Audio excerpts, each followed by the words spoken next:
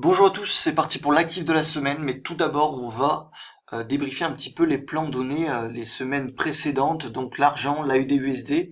On ira voir également les indices qui sont extrêmement intéressants puisqu'on rentre dans une période un petit peu charnière, hein. Il y aura sûrement des mouvements à venir, on va en parler un petit peu plus tard dans la vidéo.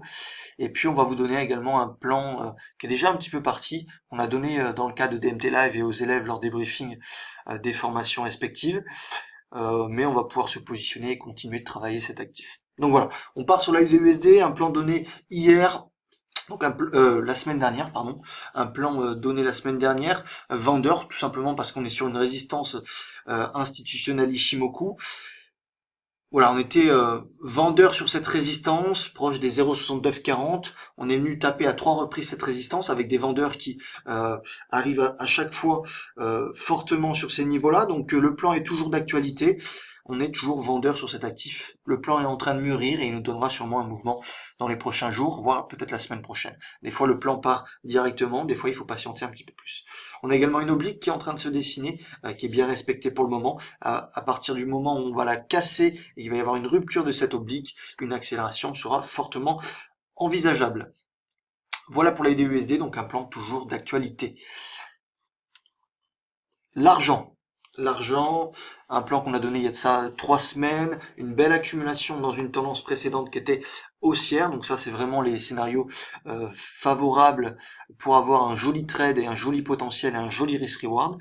Une belle accumulation, rupture de cette oblique, on est allé chercher dans un premier temps toujours le premier objectif de la figure, hein. Je vous rappelle, quand on a une oblique comme ça, le premier objectif c'est le plus haut de cette figure, atteint ici, et puis on avait également un objectif à moyen terme sur les 20, et en l'espace d'une semaine et demie, pardon, on est déjà quasiment sur l'objectif moyen terme, donc c'est assez fulgurant, mais tant mieux, voilà, on est dans un actif qui est extrêmement haussier, avec un intérêt assez important de la part des investisseurs. Donc un actif qui nous a plu et on aimerait avoir des actifs qui se comportent de cette manière assez régulièrement, ça serait intéressant pour notre trading. Voilà, un petit peu pour le point des deux derniers plans qu'on a donnés dans le cadre de ces vidéos YouTube et de cette série. Maintenant, on va partir un petit peu sur les indices. Alors sur les indices, on rentre dans une période un petit peu charnière, comme je le disais, tout simplement parce qu'on est dans des publications de résultats aux États-Unis. On va rentrer également d'ici quelques jours sur ceux en Europe, donc ça va être intéressant. On va commencer par les bancaires, etc. Hier, on a eu une poussée assez fulgurante à la hausse, et puis on est venu réintégrer toute cette hausse dans la soirée. Donc ça c'est intéressant. Cette oblique est bien respectée hein, d'un point de vue technique. Et à partir du moment où on va avoir une rupture de celle-ci, un mouvement baissier devrait s'enclencher. Donc un mouvement assez puissant, je pense.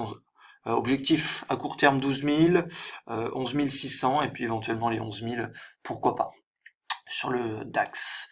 Sur le CAC 40, on est toujours dans un canal haussier. On vient taper cette borne basse assez fortement à plusieurs reprises, et donc à partir du moment où on va la casser, objectif théorique, hein, donc 4700 éventuellement dans un premier temps, et puis 4500 dans un second temps, ça devrait être envisageable. Voilà pour les indices, rapide analyse, rapide plan. On attend les ruptures de ces dynamiques haussières pour enclencher des ventes sur ces actifs. Quel va être le plan maintenant de la semaine? Alors il est un petit peu parti, on l'a donné dans DMT Live, on a également donné 6 autres trades pardon dans DMT Live. Quand il y a tout qui se déclenche en même temps, il faut savoir trader et prendre position sur beaucoup d'actifs pour pouvoir prendre les mouvements, parce que je vous le rappelle, sur Forex les mouvements se déclenchent quasiment sur toutes les paires en même temps, ce qui est logique. Du coup, on est sur l'Eurocad, un actif. Je vais faire une rapide analyse pour que vous compreniez un petit peu le plan.